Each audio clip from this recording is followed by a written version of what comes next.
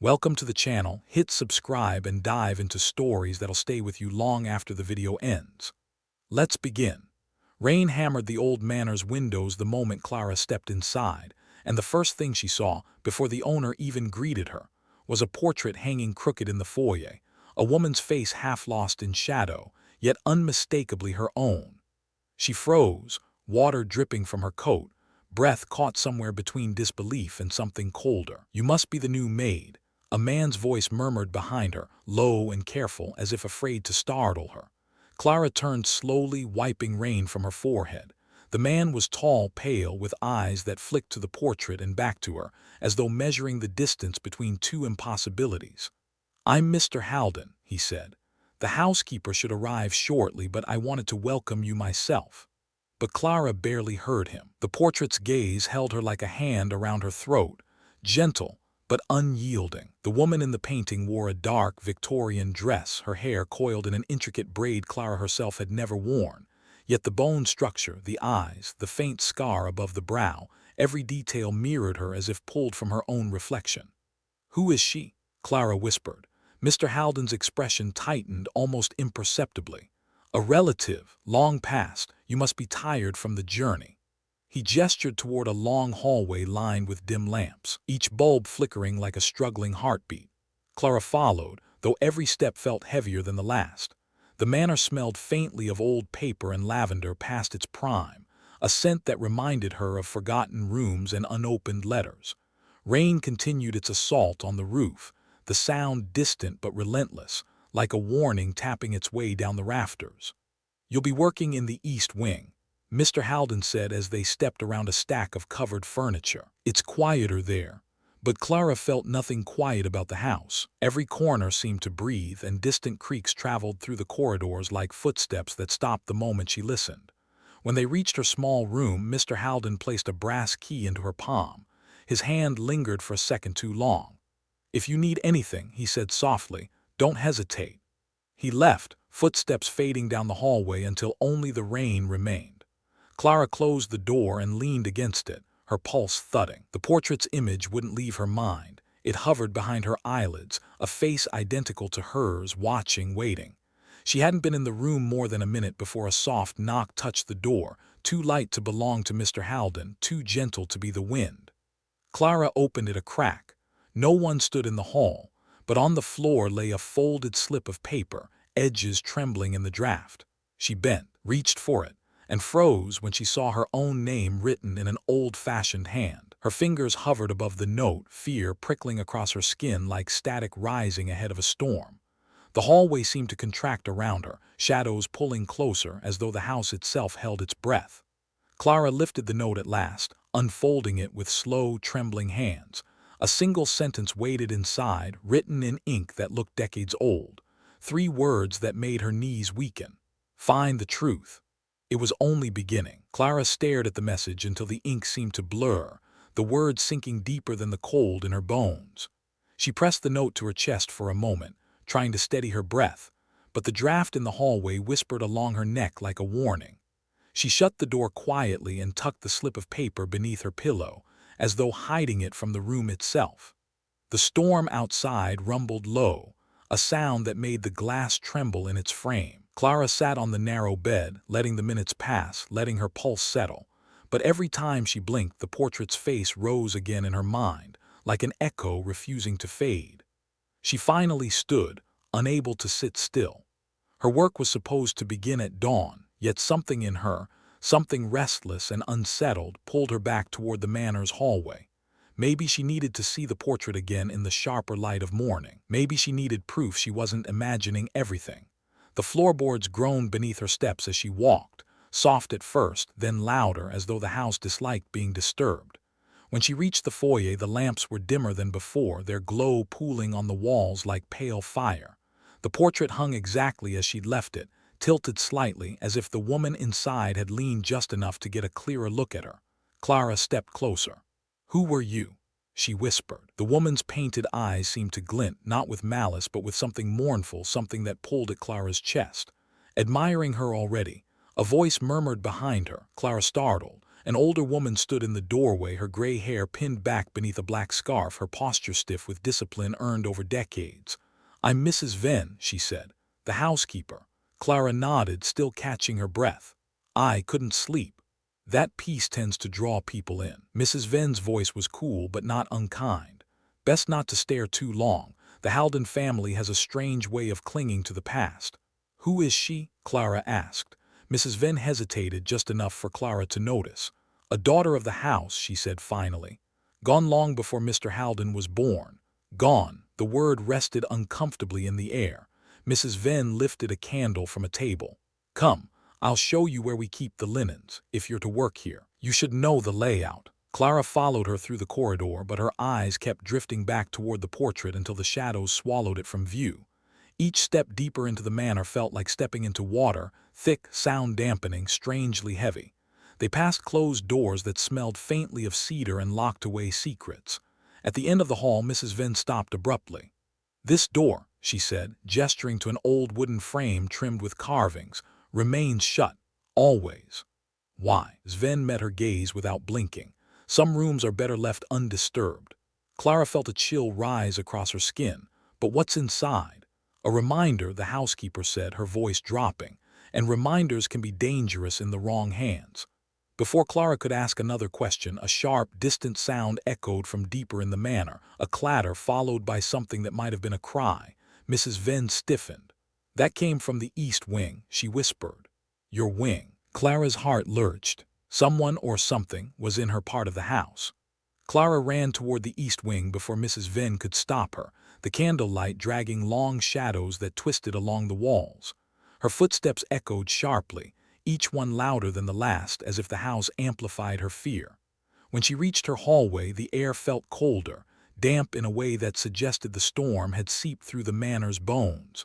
A door stood open, hers. The narrow beam of moonlight filtering through the window revealed her bed, her bag, the old wooden dresser, untouched. But the pillow was lifted, shifted, revealing the space where she had hidden the note. The slip of paper now rested on top, unfolded as though someone or something wanted her to read it again.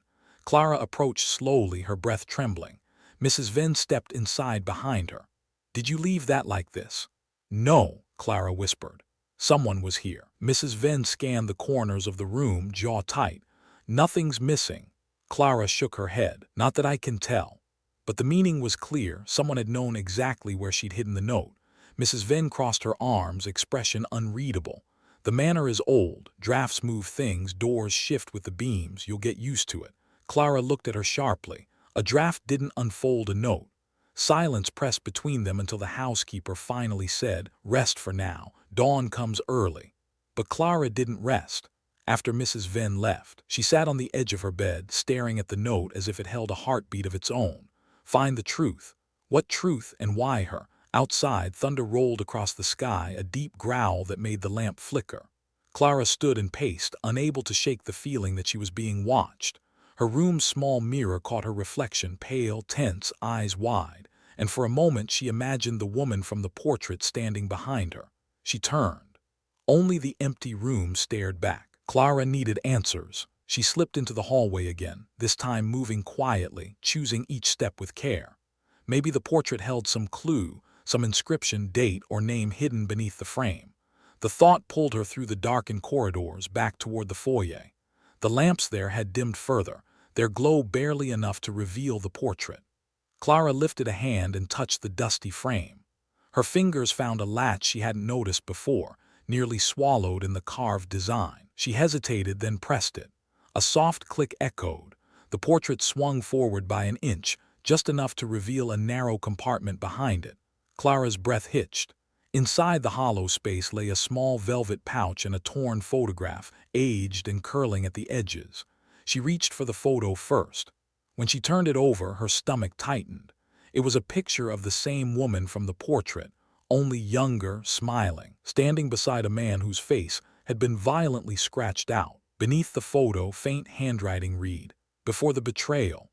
Clara swallowed, pulse racing. She picked up the velvet pouch and loosened the string. Something cold slipped into her palm, a locket, heavy, tarnished, engraved with intricate swirls. She opened it. Two faces stared back. One was the woman, The other, Clara's knees nearly gave way. The second face was her own. Clara staggered back, gripping the locket so tightly the metal bit into her palm. Her own face, impossibly young, impossibly old, looked up at her from the tiny oval frame. The storm outside cracked like a whip, momentarily illuminating the foyer in a white flash. When the darkness settled again, the portrait's eyes seemed brighter, watching her reaction with silent judgment. "No, this isn't real," Clara whispered. Yet the locket's weight in her hand argued otherwise. A voice broke the stillness. "You shouldn't have found that." Clara spun around. Mr. Haldon stood in the doorway, his expression calm, but his eyes burned with a restraint that made her pulse surge. She hid the locket behind her back instinctively. "I heard someone moving around," he said, stepping closer, "and I had a feeling it was you." Clara swallowed hard. "Who is she?" "The woman in the photo, in the portrait." Mr. Haldon's jaw tightened. "Someone the house remembers, someone I try not to disturb." "That doesn't answer anything." He exhaled, long and weary, as though her words had torn open something he'd stitched shut years ago. "This manor, it keeps its ghosts close. Bloodlines cling even when they shouldn't." Ghosts, bloodlines. The words cut through Clara with a strange, cold recognition. Mr. Haldon stepped nearer and Clara found her back pressing against the wall. He lowered his voice. "You're not the first to resemble her, but you're the closest. Too close." Clara felt the locket slip slightly in her fingers. His gaze flicked to the shadow behind her. "You found it, didn't you?" She said nothing, and that silence gave him the answer. Mr. Haldon closed his eyes briefly as if bracing himself. "Her name was Alara Haldon, my great-aunt. Some say she vanished, others say she fled, but the truth died with the last generation until you walked in." "Why do I look like her?" Clara asked, her voice barely a breath. Before Mr. Haldon could respond, a sharp crash rang from upstairs, loud, shattering, unmistakable. Both of them froze. The sound carried through the manor like a warning bell. "That came from the locked room," Clara said. Mr. Haldon's expression shifted, fear flickering behind the practiced calm. "Stay here," he ordered, but Clara followed anyway. They climbed the stairs together, the house moaning under the weight of the storm. The farther they went, the colder the air became, as though the locked room breathed frost into the halls. At last they reached the carved door Mrs. Venn had warned her about. It stood open now, just slightly, as though someone had slipped through moments earlier. Mr. Haldon whispered, "I locked this myself." Clara pushed the door gently with her fingertips. The hinges wailed. The room revealed itself piece by piece, dusty furniture draped in sheets, tall shelves heavy with books, and at the center, a shattered glass display case. On the floor lay an empty velvet stand. Whatever had been inside was gone, but what stopped Clara cold was a single footprint in the dust, small, delicate, a woman's footprint. Mr. Haldon knelt beside it, trembling. "This is impossible," he whispered. "She can't be here." Clara stared at the print, the air thundering in her ears. "Alara," she whispered, and the house, as if hearing the name, groaned deeply, wood shifting, walls settling, something old waking in the silence. The footprint held Clara captive, as if the dust itself whispered her name. A fresh one, no more than minutes old. "Mr. Haldon rose slowly, wiping his palms on his sleeves, though nothing could remove the fear etched across his face. "She's not alive," he murmured. "She can't be." Clara stepped deeper into the room. The air felt tight, pressed in, charged with something that pulled at the skin like static. She could hear the storm outside, hammering the old timbers, rattling the shutters. Yet in this room a hush lay over everything, a hush too deliberate to be natural. "What was in the display case?" Clara asked. Mr. Haldon swallowed. "A diary, Alara's diary, the only thing she left behind after she vanished." Vanished. The locket weighed heavy in Clara's pocket, as if responding to that single word. A soft movement whispered behind them, fabric brushing wood. Both turned sharply. Mrs. Venn stood in the doorway, her scarf damp with rain, her eyes sharp and glinting in the dim light. "I warned you too," she said quietly. "The room should have stayed shut." Mr. Haldon snapped. "The lock broke. You heard the crash." "I heard more than that." Mrs. Venn stepped inside, gaze sweeping the shattered glass, the empty stand, the footprint. "She's not coming back, not physically. Some truths cling in other ways." Clara's pulse quickened. "Tell me who she was, all of it." Mrs. Venn hesitated, then sighed, a sound tired from years of carrying secrets too heavy for one person. "The portrait you saw, that woman was the last Haldon to challenge the house. Alara believed the manor kept memories, held them close, shaped the living with shadows of the dead. She believed the bloodline was repeating itself. Repeating, Clara asked, voice tight. She believed someone born outside the family would one day return looking exactly like her. Mrs. Venn's gaze slid to Clara slowly, knowingly. A double, a mirror, a warning. Clara felt the floor tilt beneath her. You're saying I'm what? Reincarnated? Mrs. Venn shook her head. Not reincarnated, echoed. Mr. Haldon ran a hand through his hair. My grandmother used to speak of it. She said Alara wrote about a visitor who looked like her twin, a young maid, that she believed the house would send a reflection to finish what she couldn't. Clara's breath caught. Finish what? Neither answered, because at that moment something shifted in the corner of the room, an outline faint and pale as if dust rose and took shape. Clara froze. The shape sharpened, shoulders, a braid, a familiar silhouette. Then, as fast as a blink, it collapsed into nothing. Mr. Haldon stepped back. Mrs. Venn whispered a prayer. Clara felt a cold certainty settle into her bones. Alara wanted the truth revealed, Clara said softly. She's leading us. Mrs. Venn stared at her. Are you sure you want to follow? Clara reached into her pocket and pulled out the locket, letting it shine in the dim room. Inside, her face and Alara's shone side by side, two women divided by time yet bound by something deeper. Yes, Clara said. Whatever this is, it chose me. Mr. Haldon exhaled, defeated but resolute. Then there's one more place we must go, the cellar. She spent her final night there. He turned toward the door and Clara followed, heart pounding, the storm outside shaking the house like an omen. At the threshold she paused. The footprint behind her seemed to glow in the faint light as if urging her onward. She whispered, barely audible, I'm ready. And with that she stepped into the dark corridor, toward the truth Alara had waited generations for her to uncover. Thanks for watching.